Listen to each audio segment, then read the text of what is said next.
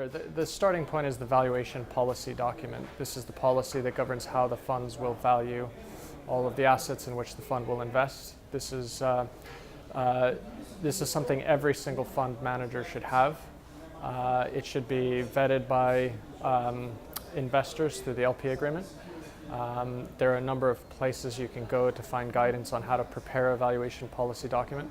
Probably the most, for this industry, for managers of hedge funds in particular, the AIMA evaluation guidelines are a good place to go. This is a document that's about 60 pages, but most of the document is devoted to governance, which is really what the valuation policy is all about. It's about governance. Another source for guidance is the AICPA guide, valuation guide, which came out in draft form in May of this year. The final version will probably come out later in 2018. But this is a guide that has very granular guidance on how to actually value specific individual assets.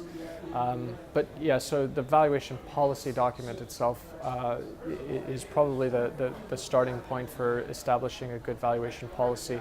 And following that, there are a number of steps that should be outlined in that document. Establishing an internal valuation function, establishing a valuation committee, and incorporating the involvement of an independent third-party valuation advisor to either validate or corroborate the values that are going into the NAV.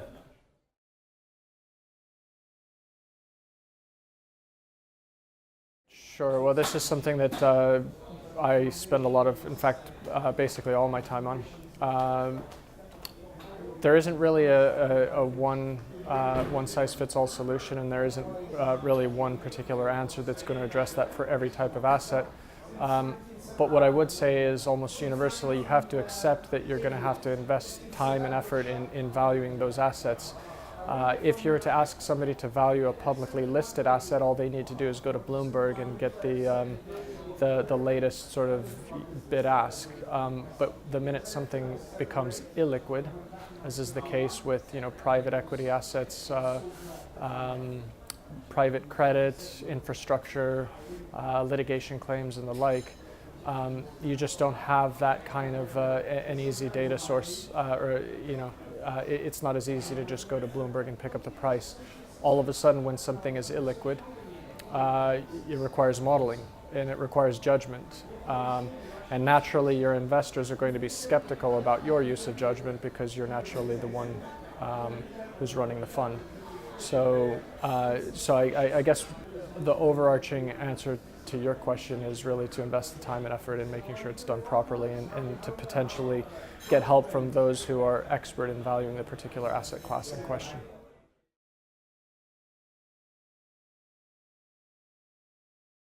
From an operational point of view, I mean, given we're at the GAIM Ops conference, I'll sort of take the more operational angle as opposed to the investing side. But in terms of disruption, I mean, cyber risk is clearly a hot topic. And I think that'll continue to be for the coming years. Also, if you're a manager investing in illiquid assets, and again, this is the part of the world that I live in, you may have seen a lot of regulatory action being taken against managers for improper or imprecise valuations. The standards are being raised and have been for quite some time. Regulators are starting to look closely at how people are actually valuing assets. So if you want to stay above the curve or ahead of the curve, that's definitely something to look out for, is regulatory enforcement on valuation.